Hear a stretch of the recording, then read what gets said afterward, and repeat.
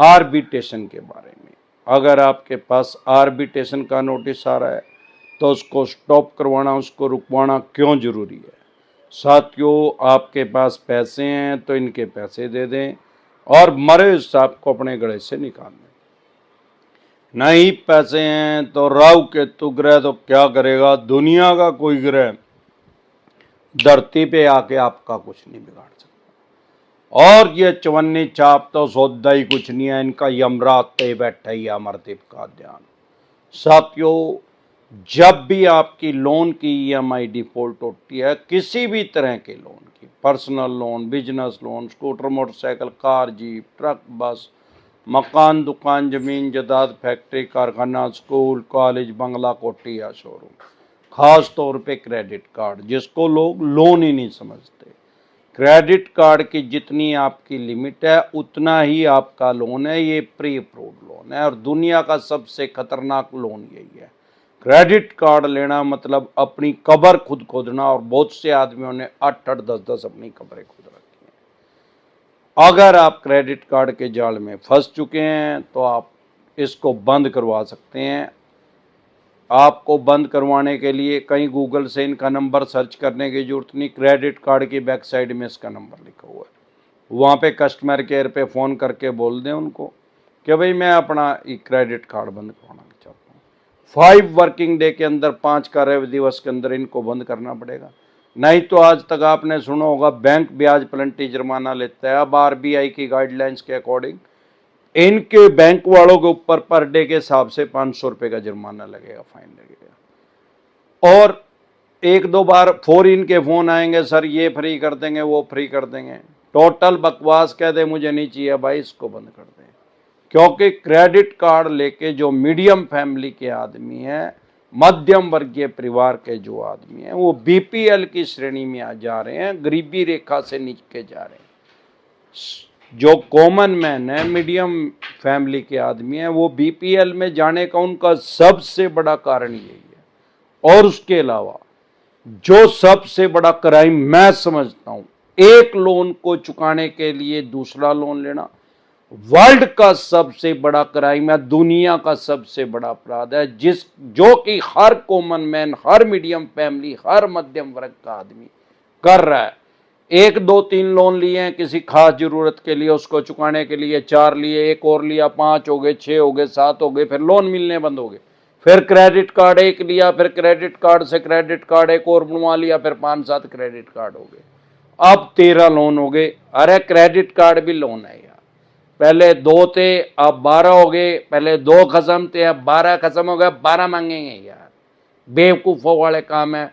अगर ऐसा critical situation आपकी आ गई है या आने वाली, आपको लग रहा है फ्यूचर में नहीं दे पाएंगे, 1, 2, 3 लोन है, तुरंत प्रभाव से स्टॉप लॉस जितना घाटा है उसको बंद कर दे। नहीं तो फिर तो यहां तक आ जाएगा पानी।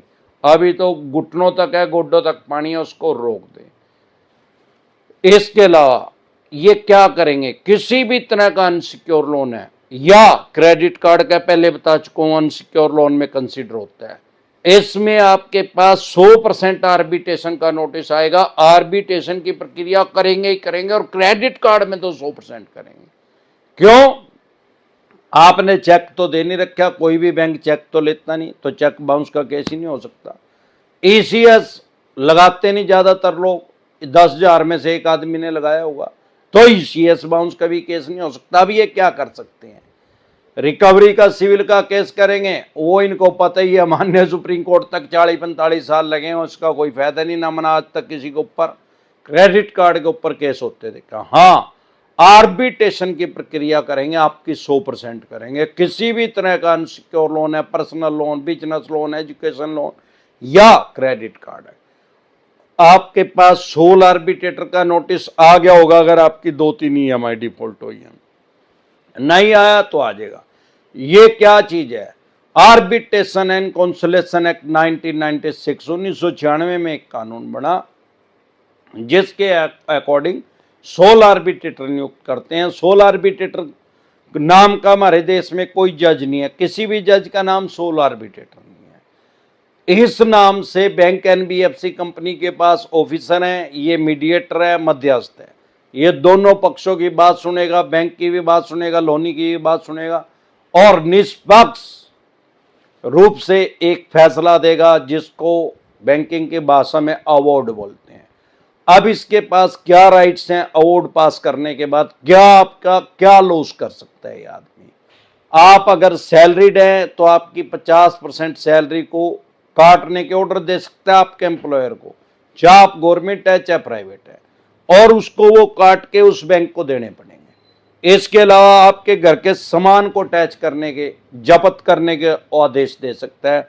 Bed, sofa, TV, washing machine, gas cylinder, चूल्हा, डाइनिंग टेबल या अन्य जो भी सामान, जो भी आपकी चल संपत्ति है, मूवेबल प्रॉपर्टी है, उसको टैच करने का ऑर्डर दे सकता है।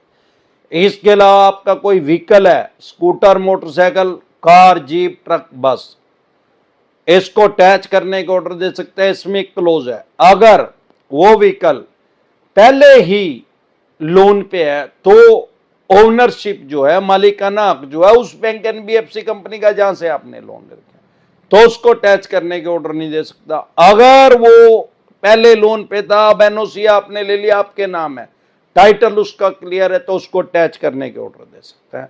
या आपने लोन ही नहीं लिया था, आपके पास कोई ऐसा व्हीकल है, तो उसको भी टैच करने के ऑर्डर दे सकता है। लेकिन ये राइट्स इसके पास कहां से आए? हमारे देश में एक एक्ट है, एग्रीमेंट एक्ट 1873, 1873 में एक एग्रीमेंट एक्ट बना, जिसके अकॉर्डिंग ये लोन मिलते हैं। ऐसा कोई लोन नहीं होता जिसमें आपके साथ कोई भी बैंक या एनबीएफसी कंपनी एग्रीमेंट नहीं करता। अब जब आप ऑफलाइन लोन लेते हैं तो आप एग्रीमेंट के ऊपर साइन करते हैं, उसमें 50 तरह की टर्म कंडीशन लिखी रहती हैं, जो कि आपने कभी पढ़ी नहीं आज तक।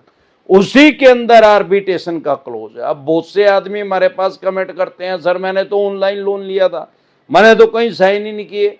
अरे भाई, ऑनलाइन लोन लिया तो आपने अप्रूवल दी थी, एग्री करा था उस पे। ऐसा नहीं है कि इन्होंने वैसे ही आपको लोन दे दिया था या क्रेडिट कार्ड दे दिया था। तो भी आपके ऊपर ये एक्ट इंप्लीमेंट हो सकता है, लागू हो सकता है, जिसको बोलते हैं आर्बिट्रेशन एंड कंसोलिडेशन एक्ट 1996। 1996 में जो कानून बना है आपके ऊपर इंप्लीमेंट हो सकता है।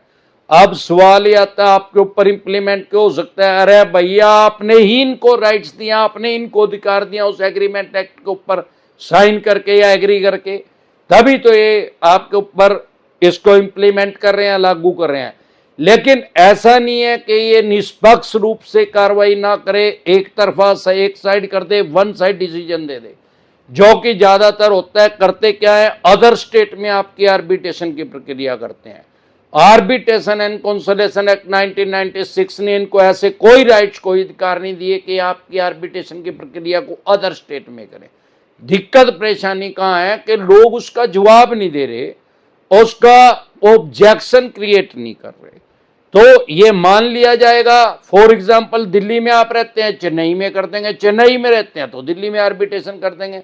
ये चाहते ही हैं कि आप उसको टेंडी ना करें, ताकि ये वन साइड डिसीजन दे सके, एक तरफा का फैसला दे सके, आपको गलत ठहरा सके कि भी इसने लोन लिया था, इसने पैसे नहीं दिए, हमने आर्बिट्रेशन करी, हम इसको नोटिस भेज रहे हैं। ये या तो उसको एक्सेप्ट नहीं कर रहा, एक्सेप्ट कर रहे तो आ नहीं रहा। अब सवाल ये आता है कि कैसे आपके पास नोटिस भेज सकते हैं आर्बिट्रेटर? हार्ड कॉपी भेज सकते हैं, मेल पे भेज सकते हैं, व्हाट्सएप पे भेज सकते हैं, सब लीगल है, कानूनी रूप से सही है। लेकिन अगर आप तुरंत प्रभाव से अपने एडवोकेट से एक्सपर्ट एडवाइस लेके, इसके अंदर बहुत से लूज होल होते हैं, उसके जो लूज पॉइंट है उनको सारों को निकाल के उसका ऑब्जेक्शन क्रिएट करेंगे, तो फ्यूचर में वो आपकी आर्बिट्रेशन की प्रक्रिया को कर ही नहीं पाएंगे। तो अगर ऐसी क्रिटिकल सिचुएशन आ गई है या आने वाली है, आर्बिट्रेशन का नोटिस आ गया, तो तुरंत प्रभाव से जवाब दें, नहीं तो 100% आएगा। तुरंत प्रभाव से अपने एडवोकेट से एक्सपर्ट एडवाइस लेकर उसका जवाब तैयार रखें। एक बार जोर से मिलकर नारा लगाएंगे, जय ससुराल वालों की।